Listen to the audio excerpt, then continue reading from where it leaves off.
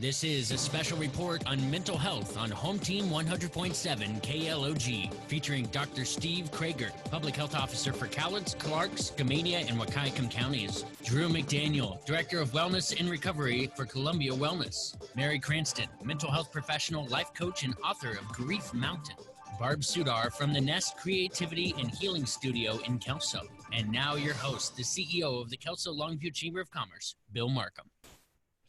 Good afternoon. This is Bill Markham with the Kelso Longview Chamber of Commerce on Home Team 100.7 KLOG.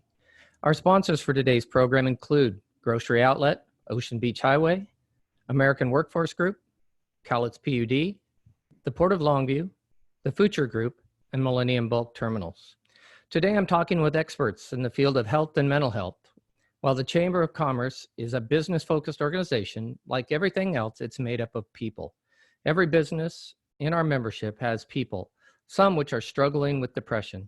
Today, we're removing the stigma and taking openly to these questions of these experts in hopes you can help yourself, someone you know, a family member who is coping with a loss of a job, educating their kids at home, ill family members, just the stay-at-home order under the stay home, stay safe from the governor, and most of all, probably fear of what's happening, not only in Cowlitz County, but worldwide.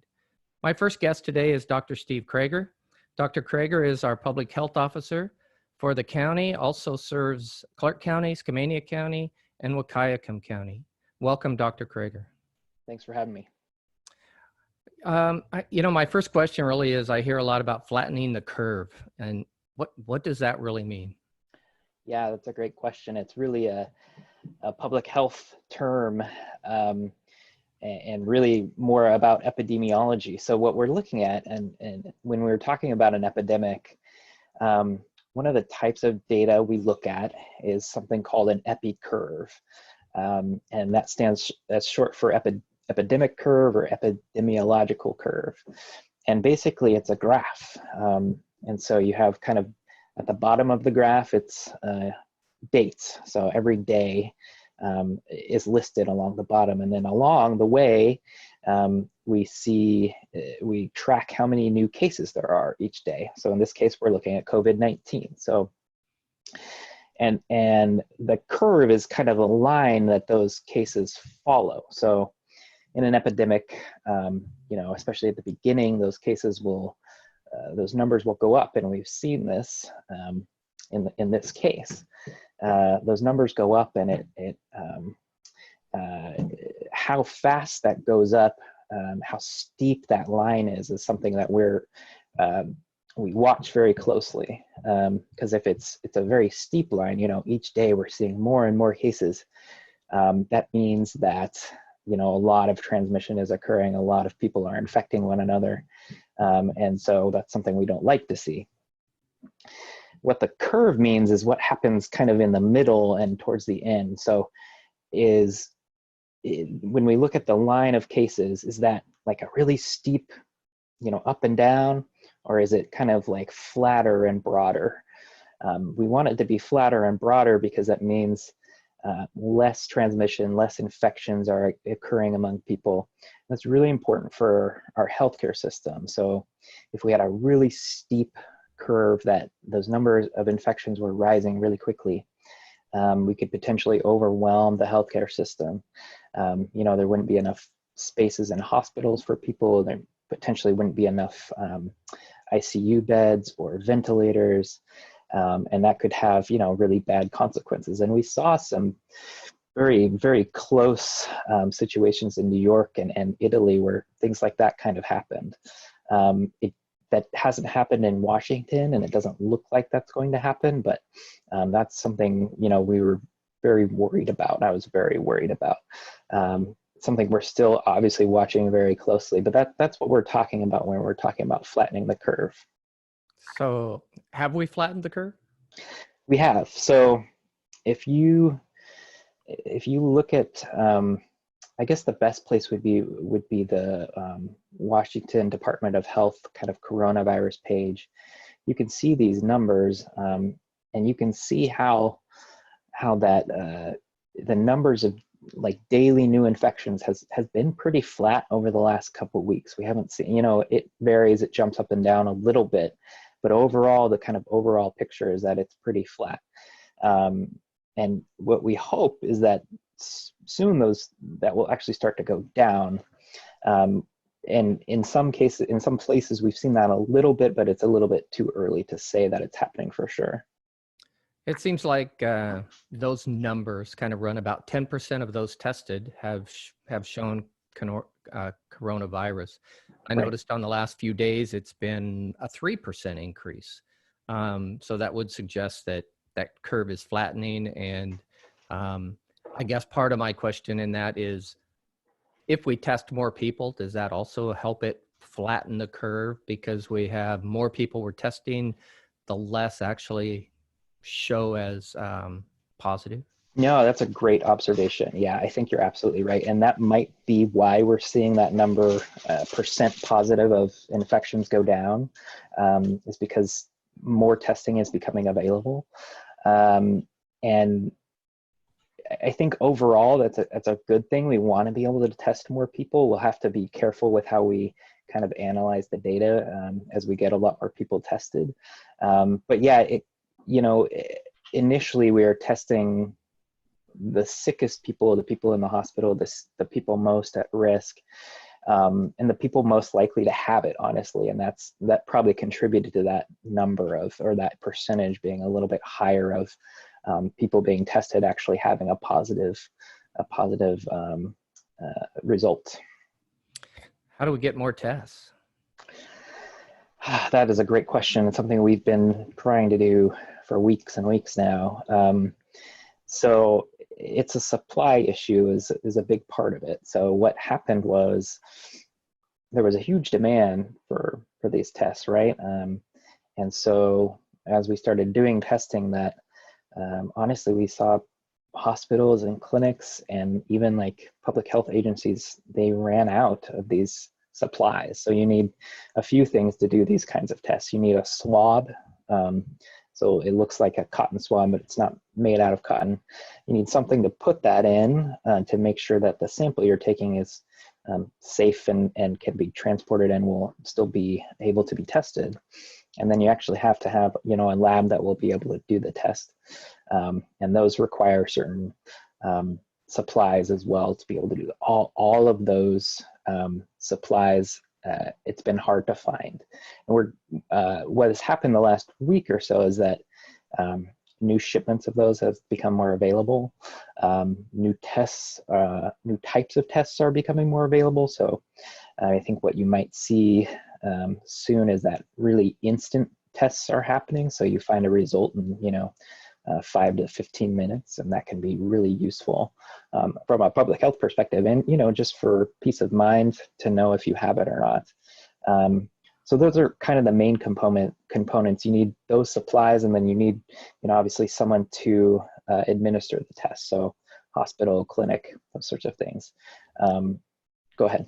I was just saying, I noticed, last night on the news, they were talking about this 5-minute test. They prick your finger, put the blood on there, and within 5 minutes, of course, everybody wants that now. Yeah. And so, I could see it being in the places where they need it the most, but eventually I would think that would come to Washington. Yes, and it will soon. And that specific blood test that you're talking about is a antibody test. So that one is a little less useful for telling someone that you are currently infected with the virus. It can be used in certain instances, but for that to show positive, you have to be infected for potentially 3 to 5 days. Whereas the swab one, that they usually use in your nose, that can be detected earlier. The blood test one will be really interesting because it will tell us not only if you've had an infection recently, but also if you've had an infection, 4 weeks ago or 5 weeks ago. It'll tell you if you have the antibodies against the virus. And if you do, that would demonstrate that you are immune. That's the current research that we have, that you'll be immune. You won't be able to catch it. You won't be able to spread it to other people. You had it. maybe you had symptoms, maybe you didn't have symptoms, but I think that will be really useful going forward to have that kind of data. Yeah, that sounds great. Yeah. Any reason to believe that this pandemic won't happen in the future? I mean, what have we learned that will help us going forward? I think we've learned a lot, honestly, that will help us going forward. It's, you know, it's really hard to predict the future. Obviously, we don't know what's going to happen. It could very well be that this is a once in a lifetime, once in a generation sort of occurrence, but we also don't know. I think we have a few kind of changes in the world that we've seen recently that make these types of pandemics a little bit more likely to happen. Just the fact that people travel so much and there's so much mixing of people and people traveling around, that doesn't mean that a virus would have never showed up before, but it wouldn't have been easily transported between different places. I think we will be, if something like this ever happens again, I think we would be a lot more prepared in regards to making sure we have the supplies needed. That was another issue with hospitals. We're running low on masks and gowns, and we still have some issues with that, and want to make sure that they can take care of people safely. And we honestly did not have the stockpiles that we needed. So making sure that our stockpile is current. Honestly, if we learned a lot in regards to testing and how important it is to have testing quickly and efficiently. I think that's one of the biggest challenges from a public health perspective. Is we'll get test results back on a person, it'll show that they're positive, but they were sick. They started getting sick a week and a half ago. The test result didn't come back for another week. And during that whole time period, they potentially infected more people. If going forward, and something we have learned is something I hope we will be able to do a lot easier with more expanded testing. The soonest you have some symptoms, you get tested in a day or two, we find out right away. And if you have COVID-19, you're going to be isolated and you're not going to be seeing other people, and we're going to stop that transmission from occurring. Those are kind of the main things, I think, from a public health perspective, just being prepared. I think the other thing is just the importance of public health in our lives. These public health systems have always kind of existed, and unfortunately over the last decade or so have not really been well funded. So the importance of funding, the importance of staffing and getting people well trained to do this kind of work, that's something that I'm hopeful for in the future as well. I think I see a lot of fear in the community. Talk to a lot of people who are, really scared to venture outside their home. Do you have anything that can maybe ease their mind a little bit today? A couple things. I don't want to give anyone like a false sense of security, but it does seem that we have passed the most dangerous part of this pandemic. And there is still a decent amount of transmission. People are still getting it locally and, across the state and across the country. But it doesn't seem quite as bad as it was. So I take a little bit of, solace in that. I think, the other thing is that for a lot of people, it would just be a very mild illness. You might feel pretty bad for a few days, but you're not going to need to be hospitalized. I think something else we can kind of take out of this is that, we're going to be a lot more careful going forward just in regards to infectious disease in general. People are going to wash their hands more going forward. People are going to be careful about going outside when you're sick, going to work when you're sick. And I think, honestly, that will be a really good thing for our society going forward. I think we still have a lot to learn. We have a lot to learn about the virus. We have a lot to learn about kind of what life is going to look like going forward. And I don't like that uncertainty. And I think some of our other professionals can talk a little bit more about that. But I am hopeful that we will get to a place where things will feel a little bit more normal. Things may be a little bit different, but we will get used to it. We are resilient people. We will adapt, and we will be able to come out of this. Well, Dr. Kreger, thank you very much. Do you have anything that I didn't ask that you were dying to say today? Wash your hands. Yeah. There's still those most important things that we're trying to emphasize. Staying home if you can, but still taking care of yourself. So doing things that you find enjoyable, connecting with people. Physical distance doesn't mean you are completely socially isolated from people. Call friends and family, video chat with them. There's lots of things you can do to try to keep yourself healthy during this time. Well, great. Thank you very much, Dr. Kreger, for being with us. And we want to also just express our appreciation for you taking the time out of your busy day to be with us. Dr. Kreger is the public health official for our county. Up next, we're going to talk with Drew Mcdaniel from Columbia Wellness to get us started in a little deeper dive on one of today's topics, which is mental health. We'll be back in a minute. Grocery Outlet Bargain Market, your locally owned grocery store on Ocean Beach Highway. Grocery Outlet has been on the front lines during the COVID-19 crisis. Grocery Outlet is a proud community supporter and donates thousands of dollars a year to dozens of local nonprofits. Mike and Michelle are grateful to their amazing team of employees and customers like you. Grocery Outlet Bargain Market on Ocean Beach Highway. Grocery Outlet Bargain Market.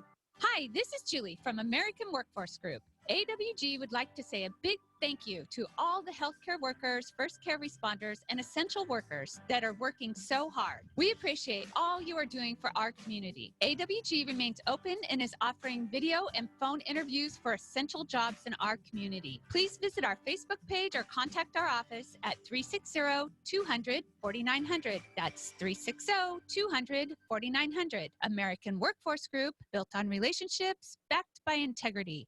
Now, more than ever, our nation's ports are critical links in the supply chains moving essential goods we all rely on, like food and medical supplies. Here at home, your Port of Longview continues to move cargo in support of our local and national economies. The port's cargo docks remain open for business, and they're committed to supporting the local businesses they rely on for materials and supplies. Thank you to the medical workers on the front lines and those working behind the scenes, like our longshore and construction trade partners that keep our ports operating and the goods flowing. Stay connected with the Port on Facebook or portoflongview.com. And please stay home, stay healthy. Welcome back to KLOG Special Report. I'm Bill Markham with the Kelts Longview Chamber, joined now by Drew McDaniel. Drew is the Wellness and Recovery Director for Columbia Wellness. Welcome, Drew. Hey, thank you for having me. I appreciate this opportunity to be here, and I'm grateful we're having this discussion. Well, how is this affecting people emotionally? Oh my, that's a wonderful question. I think we could talk for quite a bit about that. I think we're seeing a lot of variance in responses. When I often speak in the community with youth, I tell them that being human, you're entitled to all of these wonderful emotions like happiness and excitement, anticipation, love. But that's a double-edged sword. It comes with all those that are not so fun to have either, like the fears and the depressions and the anxieties and the uncertainties.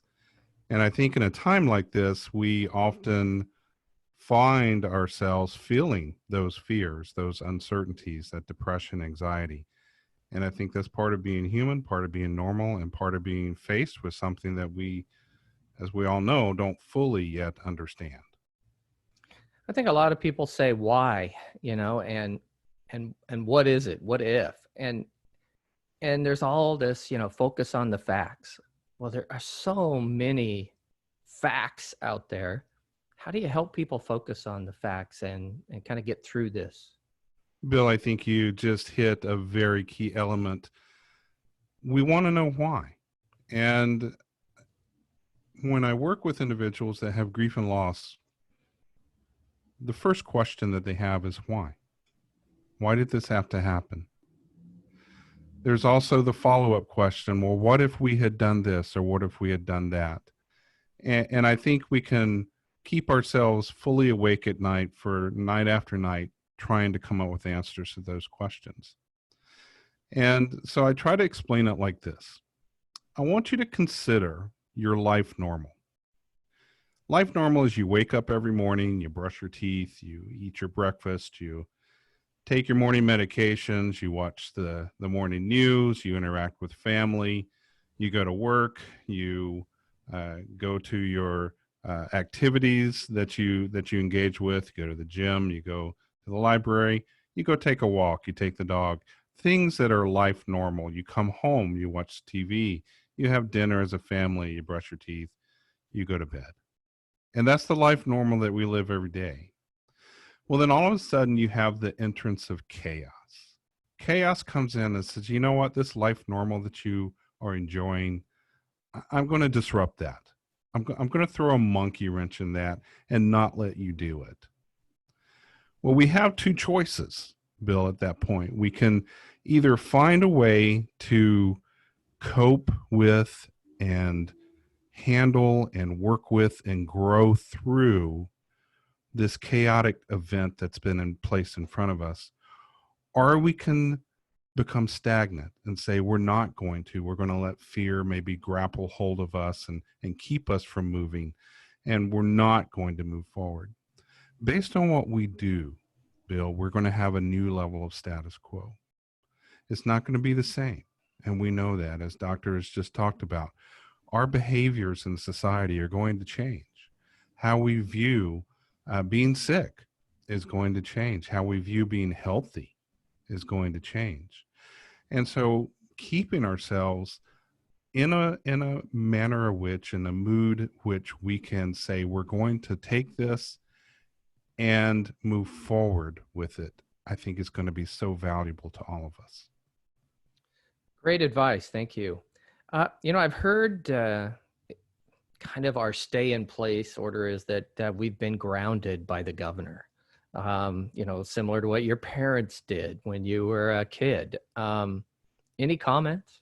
Oh my. Okay. Now I know none of our listeners have ever been grounded. They were all perfect teenagers growing up. I know. Oh, I have. Don't worry. I have. So for those of us who don't know the term grounded, that's when you do something that maybe you shouldn't have done, and a person in authority says, okay, I'm going to need to restrict you from.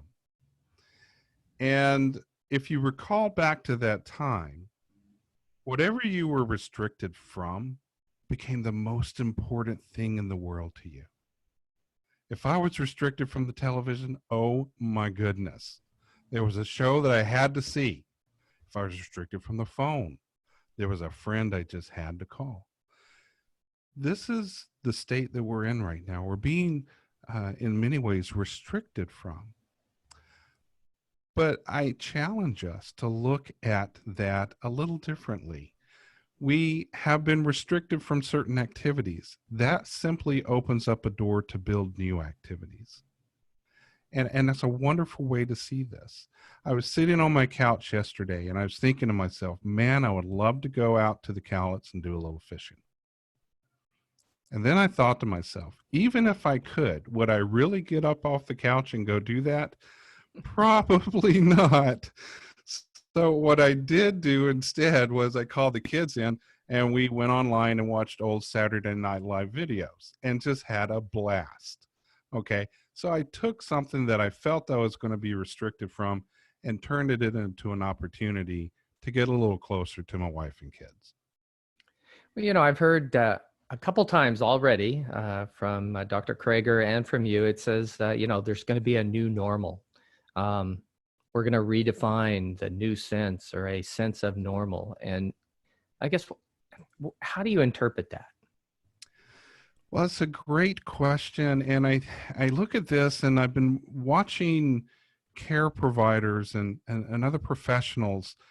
And if you look at the human as an individual, we express ourselves so many ways.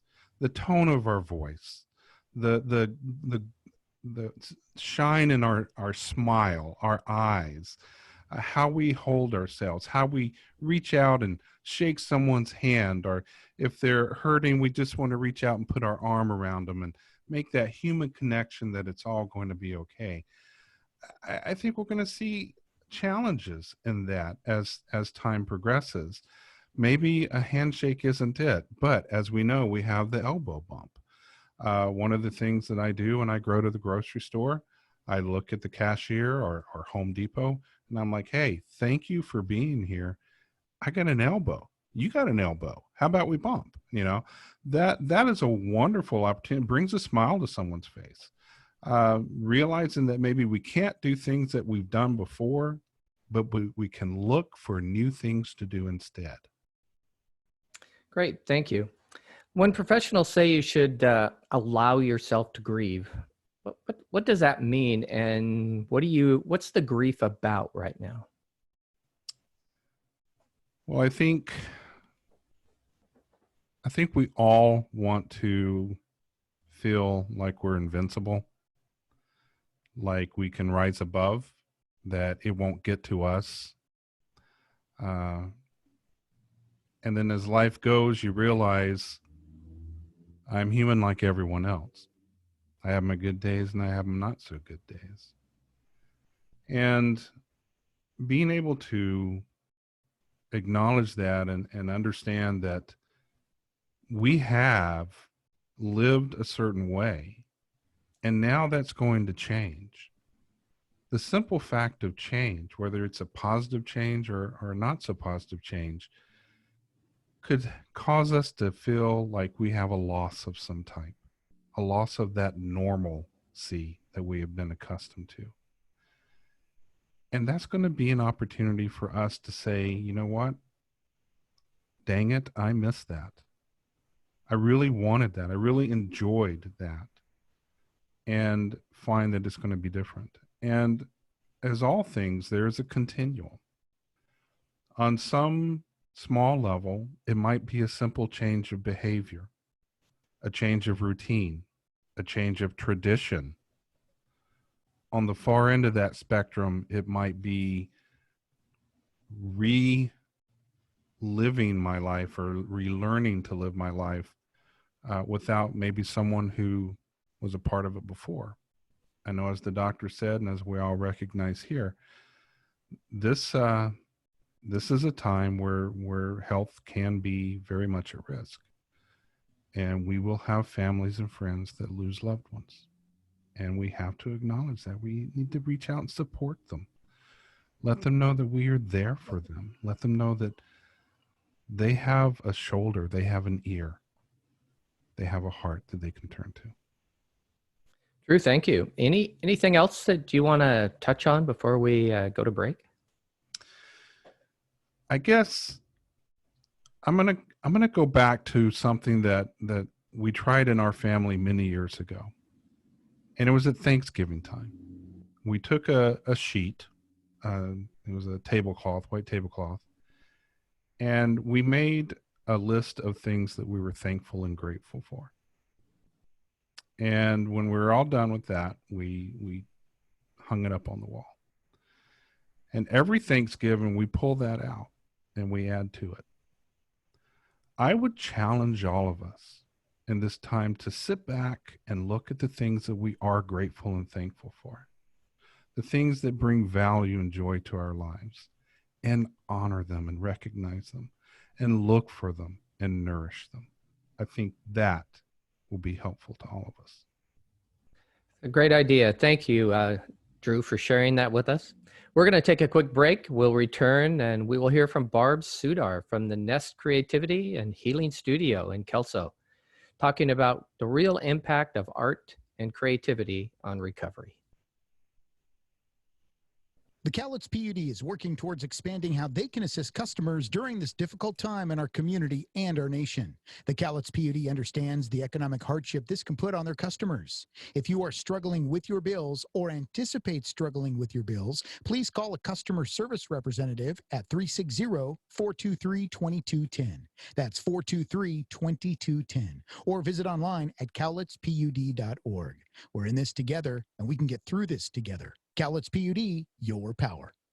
Put your focus back on your business by handing your accounting work over to the Futcher Group. Also, check out our free-to-use website right now at futchergroup.com. Now more than ever, solid accounting and bookkeeping practice is what will keep your business up and running in the years to come. At Futcher Group, we handle your complex tax and accounting work while providing you 24/7 access to your data, and all at a fixed, affordable monthly fee. Online, it's futchergroup.com.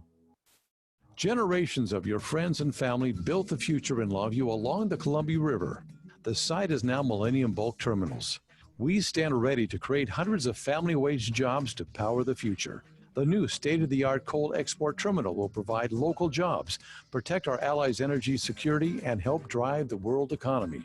Through dedicated site cleanup, hard work, and a commitment to our community and our environment, we're growing jobs and expanding trade. We are Millennium. We're back on Home Team 100.7 with Barb Sudar, the Nest Creativity and Healing Studio. Hi, Barb. Hi, Bill. Hi, everyone else. So tell me, what is the Creativity and Healing Studio?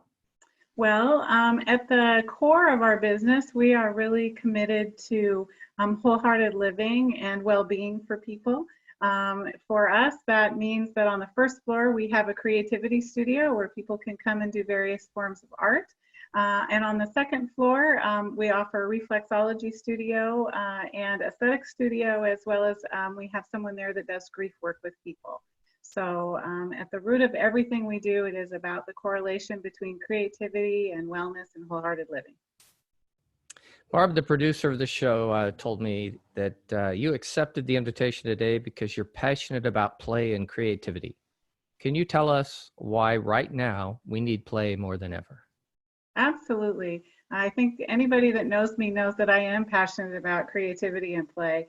And the research shows us, if you follow Brene Brown et al. Or Dr. Stuart Brown, who is a psychiatrist, researcher, and the founder of the National Institute of Play, definitely there is a correlation with lack of sleep and the lack of play, and causes some serious health effects, both personally and professionally. And given we are all now sheltering in our homes with school that we are responsible for and jobs that we are responsible for, and perhaps living with people who are in grief, there are some challenges there that are probably affecting play and sleep. And so I think it really is an important time to talk about that because of the effects on the brain. It does affect the brain in such a way that you then are challenged with simple problem solving. And we are at a time where we need new solutions to problems we've never had before. And so I think exercising that muscle with play and creativity is more important now than maybe it's been in quite a long time. So what you're saying then is that we need to be intentional about play, plan for it? Is that right? Absolutely, absolutely. I think we need to cultivate play and pleasure. People were already struggling with exhaustion. I come at this business with a 30-year career in healthcare, and I was watching my friends and colleagues begin to struggle and suffer.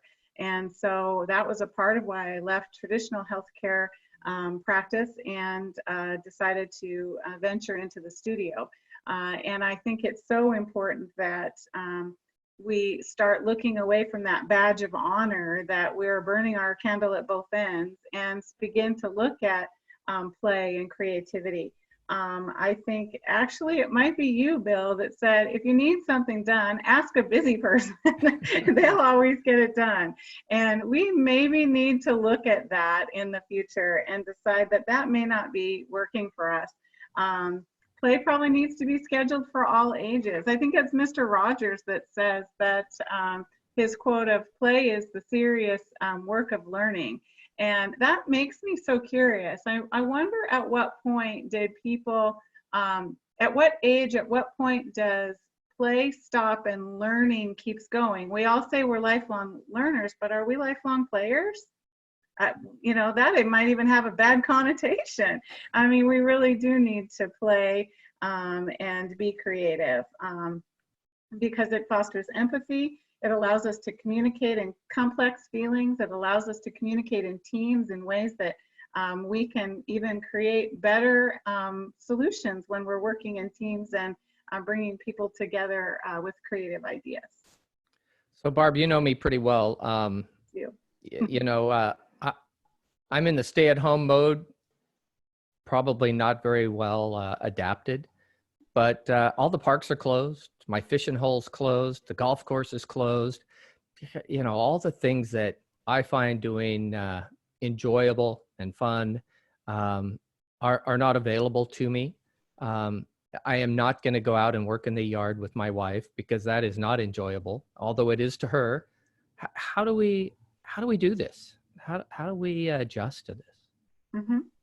That's a great question. And just as you're speaking that, I can actually visually see people in my studio when they come in to look at the bisque that they can paint. And it's a wall of white things from tiny llamas to cereal bowls and they just kind of stand there wide mouthed looking at the product thinking, I don't even know where to start. And I can imagine there's a lot of people like that right now. Like, I don't know what I'm interested in. I don't know what to do.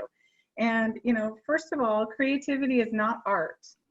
Creativity is anything. If, you know, we're watching these videos probably on Facebook right now where people are doing these crazy things, or when people develop that little maze where all the balls roll and it turns on the TV, or people are doing amazing skateboard tricks, those are all items of creativity. So I think it's really important that we think outside the box of, you know, well, what is something that you really love? The biggest misconception of creativity is that there's this magical moment. That moment you'll just put down whatever it was and it's like done. And that's just not the case. And so, like you say, well, the favorite things are not there. But as Drew had mentioned, you know, it might be looking a little bit further. What are some of the things that light you up? So I think it's important to realize that looking at something that you really love and then focusing on that. Perhaps it's getting creative with tying flies if you liked fishing, or studying fish, finding other things to do that might relate to something that you love. So obviously we have listeners that are, you know, pretty stressed out at home and listening right now. What would be your recommendation to them to get creative, to find those ways to play? Well, I think the first thing a person needs to know is that there's just no magic moment, that creativity is just there. And it's like, ta-da, I'm creative. I want to do this today. I think the first thing you need to do is recognize that being creative is actually courageous. It's very courageous to be creative and to take the time to explore yourself and your ideas, the things that you want to do. I think the very first step you need to do is quiet the self-doubt. People will not be successful in being creative if they're worried about doubting, is this the right thing to do? Well, I haven't studied it enough, so I won't be good at it. The first thing you need to do is get started. So choose something you really love, whether it's history or French or poetry or hunting or fishing or scrapbooking. Discover something about ancestry, or maybe you have a box of photos out in the garage and you think, oh gosh, I probably should do something with those photos. Do something fun with them. But align your creativity with something that you're already passionate about. For me, for example, I love color.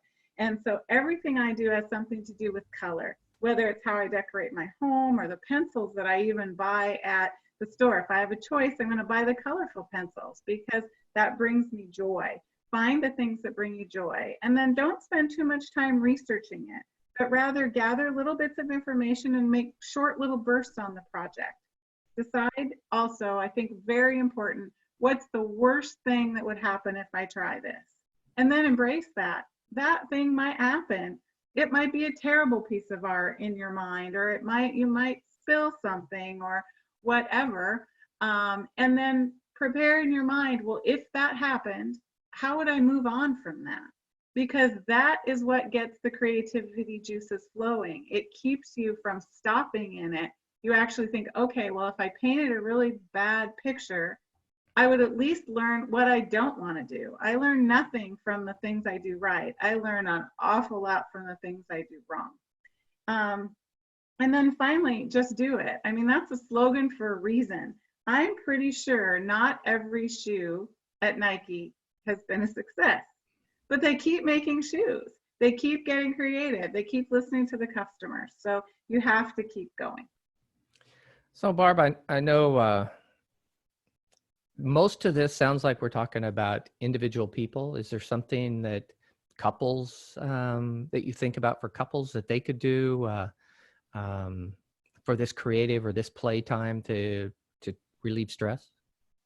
Oh, I love that because when people ask me those kinds of things, I almost see in pictures. And so I can think of 1 zillion million things a couples could do to have fun. And so, I mean, it's like if somebody said to me, oh gosh, I'm really bored, what we could do, let's go for a walk. Well, how about today we go for a walk and you go left and I go right. We'll meet back here in 15 minutes and take as many pictures as you can of really cool things that you saw on your walk, and we'll come back and we'll share them. Or we'll pick the color yellow and you take pictures of as many things you can find that are yellow in 15 minutes and come back and show me what you saw. You can turn almost anything into play. You could document your outfit every day. You could take a picture of yourself every day at the same time. We've probably all seen those videos where a parent will film their child every few days for up to 20 years and watch the evolution of that child, which is really meaningful. So there are so many things that you can do to get creative. But first of all, you have to be courageous, and then think of something and make a tiny step. Just do it. Just do it. Great. Barb, thank you very much for being with us today. Do you have anything last minute you'd like to add besides the just do it? I think it's really important that we stay vulnerable and authentic, that these are times of high vulnerability. We're frightened. We don't know what's next. We don't have a new norm to go to. And so staying vulnerable in that and feeling the emotions, and then finding that creative outlet for where you could feel that emotion. And maybe use it as a part of your journaling process to look back on and say, gosh, I survived that period of time in my life. And then don't forget to reach out to other people. Great. Thank you, Barb, for joining us today. How can people contact you? You can contact me at the Nest at 360-353-3828. And we do have a very active Facebook and Instagram, so you certainly can see art projects there that you could pick, and I will deliver them curbside, and you can be at your dining room table painting in your pajamas if you want to. Great. Again, thank you, Barb, for being with us. Up next on KLOG Special Report, we'll have writer, life coach, and mental health professional Mary Cranston when we return on Home Team 100.7 KLOG. Grocery Outlet Bargain Market, your locally owned grocery store on Ocean Beach Highway. Grocery Outlet has been on the front lines during the COVID-19 crisis. Grocery Outlet is a proud community supporter and donates thousands of dollars a year to dozens of local nonprofits. Mike and Michelle are grateful to their amazing team of employees and customers like you. Grocery Outlet Bargain Market on Ocean Beach Highway. Grocery Outlet Bargain Market. Hi, this is Julie from American Workforce Group. AWG would like to say a big thank you to all the healthcare workers, first care responders, and essential workers that are working so hard. We appreciate all you are doing for our community. AWG remains open and is offering video and phone interviews for essential jobs in our community. Please visit our Facebook page or contact our office at 360-200-4900. That's 360-200-4900. American Workforce Group, built on relationships, backed by integrity.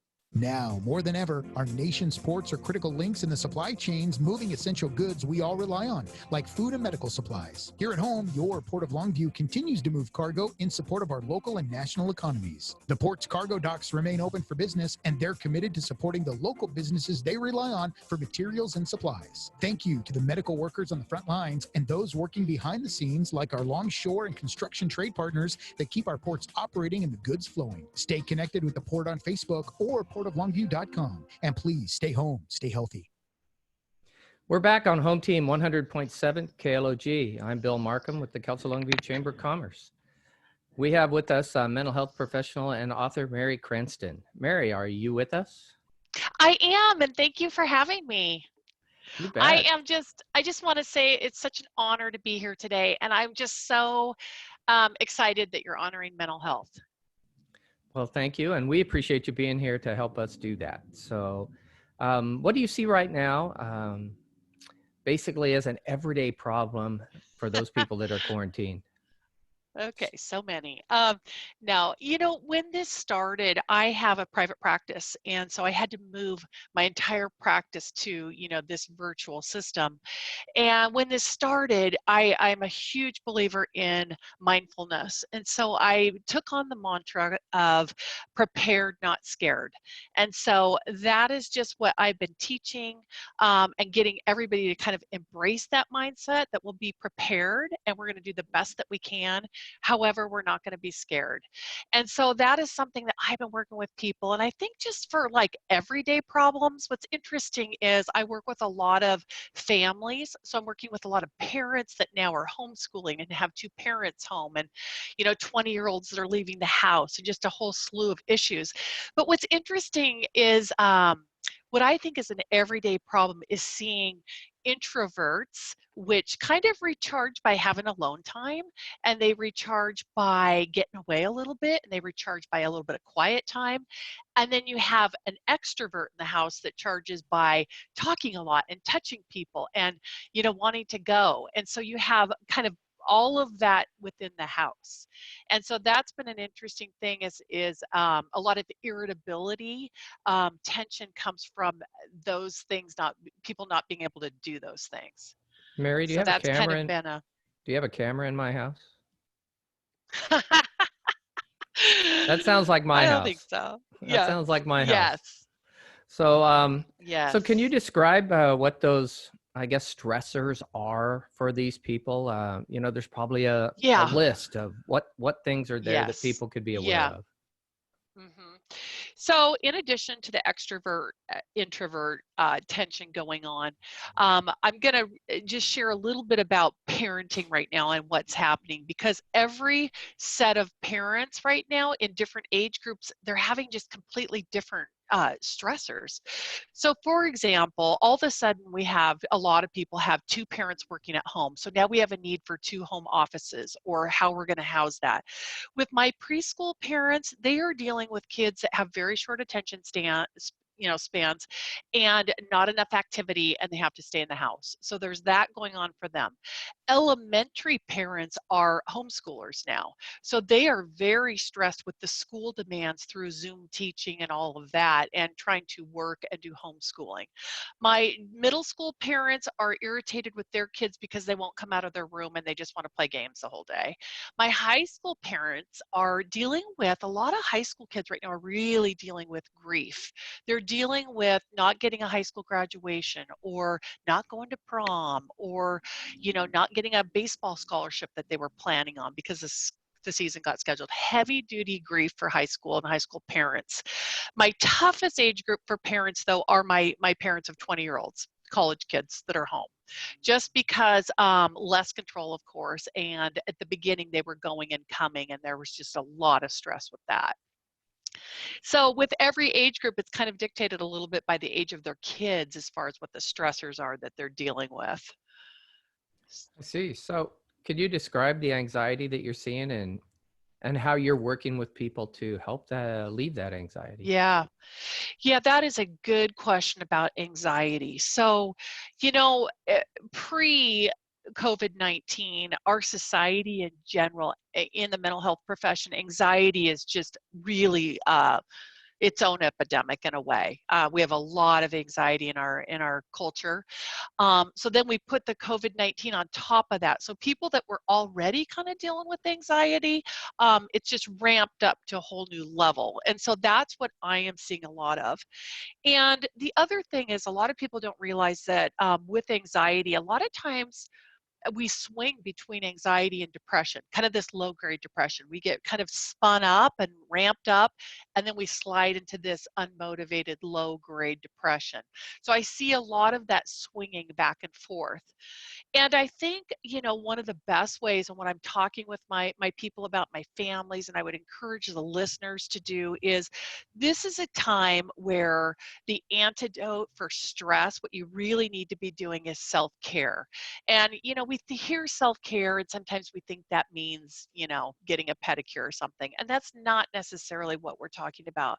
We're talking about things that make you feel good, whether that's doing your hygiene, taking a hot bath, exercising, going for a walk. It is a critical time for self-care. The other thing I'm really working with a lot of people with is just gratefulness, practicing gratitude. That changes our mindset when we get in that habit of focusing on that.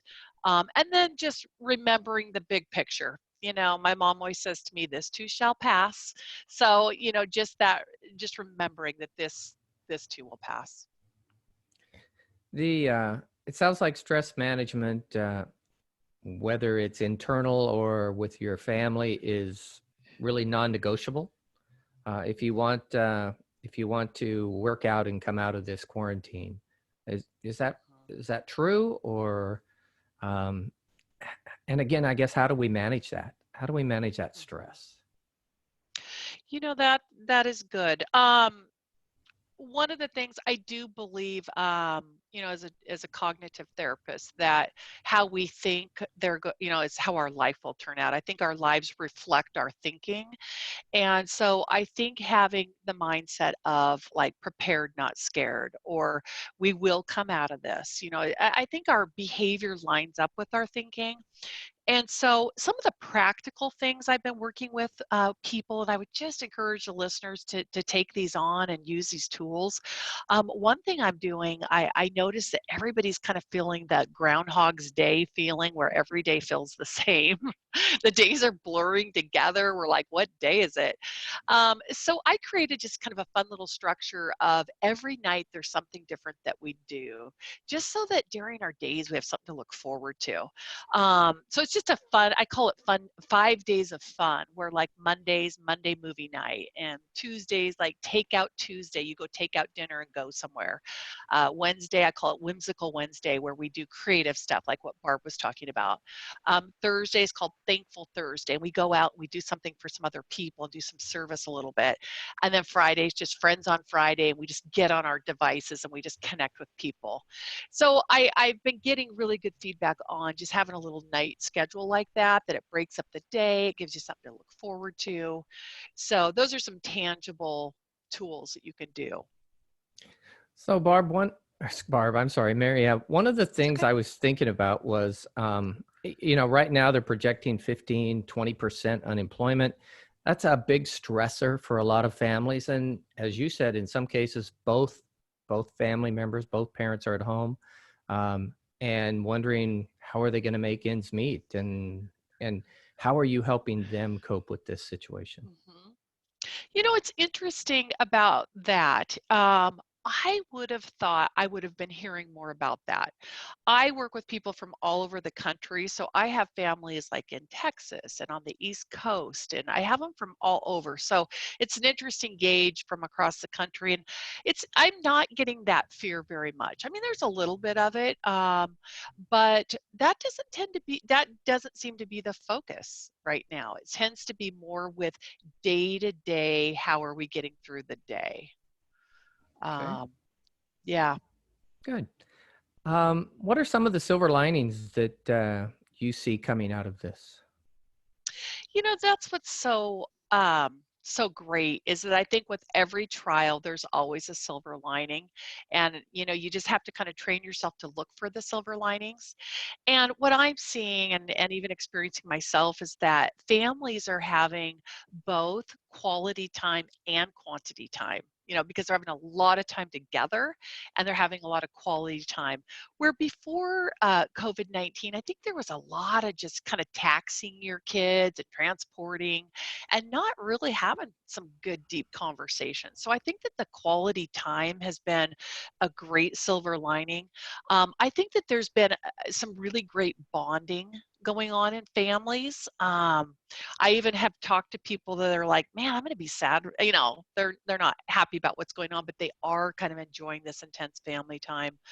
Another silver lining, you would think people wouldn't be sleeping as well, but that's not what I'm hearing. I'm hearing people are sleeping a little better, letting themselves sleep in a little bit more of nurturing of themselves right now. So I would say that those are all, really cool silver linings to see. Mary, what didn't I ask you that you would like to express? You know, I think the last thing I would just say is that to our listeners is just to jump on that mantra of prepared, not scared. And you have to say it every day, and you almost talk yourself into it. I was out getting my mail the other day, and the mailman said, "Hey, how's it going?" And I said, "Prepared, not scared." I mean, that's just my response, and I've talked myself into that, and I believe that. And then like I said, our behavior lines up with that. But I would also just want to close by saying, one thing that we all have in common is someday we will be telling the story about the coronavirus. This will be a story that we're telling. And so we get to decide what our story is going to be by what we're doing every day. You know, is our story going to be, I stayed in bed and fell into a deep depression, or is my story going to be, I battled this thing and I got creative and this is what I did? Because this will be a story that we all tell someday. Great. Thank you very much, Mary. And you have a new book coming out May 15th. You want to May just tell us a 15th. little about? Yeah, this book, it's funny. I was writing it a year or two ago. It's called Grief Mountain. As funny as that is, it's on how you get through grief, and I present it and write it as a journey that you go on over a mountain, and the different stages that you go through. And it's kind of a workbook in a way, because in my experience with grief, grief doesn't go away. It's like you're going to deal with it now or you're going to deal with it later. And it's just, I've walked the grief journey with a lot of people, and I would just love for this book to just help people get to the other side of their grief. Great. Well, thank you So, very yeah, much. Mary, thank you. Thanks for being with us today. And thank all of our presenters today. I appreciate you all being with us and sharing your experiences and your knowledge with us. So thank you very much. I want to remind everybody, join us at the same time next week, Thursday, 4 p.m. right here on KLOG. We'll be talking to local school administrators about distance learning and more, knowing that they just started that distance learning today. And so that'll be great to see kind of in a week how they're doing and what are the challenges that they're facing and trying to help educate our kids on that distance learning. I'm Bill Markham and with the Council Longview Chamber. I want to take this time to thank Grocery Outlet on Ocean Beach Highway, American Workforce Group, Cowlitz PUD, the Port of Longview, the Future Group, and Millennium Bulk Terminals for sponsoring our program today. You've been listening to a special report on Home Team 100.7 KLOG. See y'all next week. The Cowlitz PUD is working towards expanding how they can assist customers during this difficult time in our community and our nation. The Cowlitz PUD understands the economic hardship this can put on their customers. If you are struggling with your bills or anticipate struggling with your bills, please call a customer service representative at 360-423-2210. That's 423-2210. Or visit online at cowlitzpud.org. We're in this together, and we can get through this together. Cowlitz PUD, your power. Put your focus back on your business by handing your accounting work over to the Future Group. Also, check out our free-to-use website right now at futuregroup.com. Now more than ever, solid accounting and bookkeeping practice is what will keep your business up and running in the years to come. At Future Group, we handle your complex tax and accounting work while providing you 24/7 access to your data, and all at a fixed, affordable monthly fee. Online, it's futuregroup.com. Generations of your friends and family built the future in Longview along the Columbia River. The site is now Millennium Bulk Terminals. We stand ready to create hundreds of family-wage jobs to power the future. The new state-of-the-art coal export terminal will provide local jobs, protect our allies' energy security, and help drive the world economy.